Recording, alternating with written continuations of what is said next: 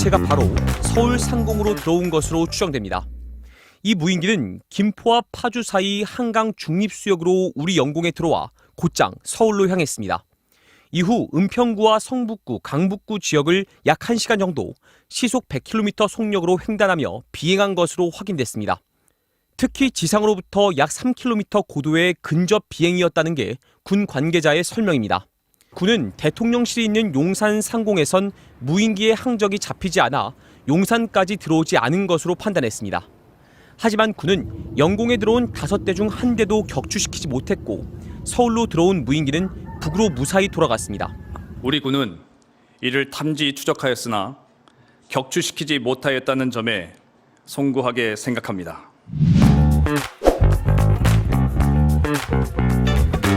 훈련을 아주 전무했다고 하는 것을 보면 참 이런 북한의 선의와 군사 합의에만 의존한 대북 정책이 얼마나 위험한 것인지. 윤석열 정부는 한미연합훈련 등 지금까지 각종 훈련을 시행하고 이를 자랑하듯 얘기해 왔습니다.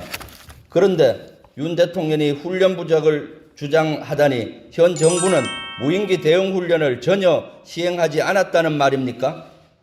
군은 평시에도 전시를 대비해 훈련하는 조직입니다. 윤 대통령은 우리 군을 능멸하지 마십시오. 과거에 민변 출신들이 아주 도배를 하지 않았습니까? 지난 5년 동안 바보 같은 짓을 안 하고 이 원전 생태계를 더욱 탄탄히 구축했더라면은 인사 실패라는 그럼 전 정권에 지명된 장관 중에 이렇게 훌륭한 사람 봤어요? 또 다른 질문. 충분히 검증 가능한 것들이 많았거든요. 이게 다른 정권 때하고 한번 비교를 해보세요. 사람들의 가족이나 이런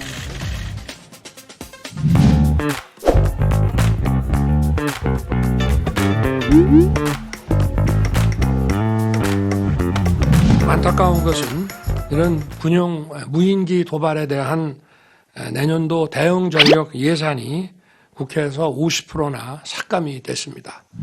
국회에서 예산이 삭감된 것은 사업 추진 과정에 따른 것이고 여야가 합의하여 윤석열 정부의 방사청도 동의한 것입니다. 사업 추진이 연기되면서 올해 예산이 내년으로 이월되었기에 자연스럽게 추진 과정상 내년도에 집행할 수 없는 예산을 삭감한 것입니다. 윤석열 정부의 방사청 역시 미집행된 올해 예산이 내년으로 이월되어 집행 예정이므로 사업 추진에 영향은 없다고 설명한 바 있습니다. 윤석열 대통령은 도대체 어느 정부의 대통령입니까? 유승민 전 의원은 페이스북에 새로 입양한 개를 데려오고 송년 만찬을 한 것 외에 무슨 대응을 했는지 알려진 게 없다며 보수가 안보에 이렇게도 무능하냐고 적었습니다. 오히려 국회는 북한 핵미사일 대응을 위해 애초에 윤석열 정부가 전혀 챙기지 않은 FX 사업, 철매2, 전술지대지 유도무기, 장거리 함대공 유도탄 등 3축체계 신규 전력을 추가했습니다.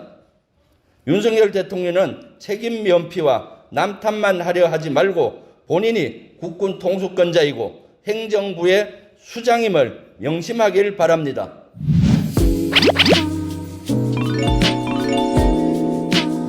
영내 생활에 대한 기강만이 아니고 이것이 군의 작전 능력과 이런 방위 능력 전반적으로 이런 기강이 무너졌기 때문에 이런 일들이 저는 발생한다고 생각을 합니다.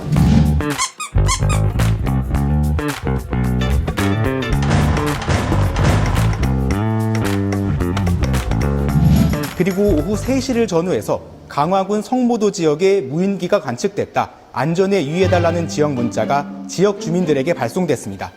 때문에 현지 주민이나 온라인상에서는 어제에 이어 북한 무인기가 또다시 영공을 침범한 것 아니냐는 우려가 이어졌는데요.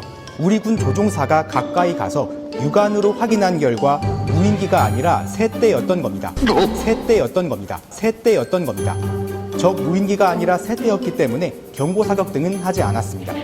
어제 북한 무인기의 영공 침범 당시 상황을 늦게 알렸다는 지적이 나왔던 만큼 당국이 일단 강화도 지역에 선제적으로 재난 문자를 보냈던 것으로 보입니다.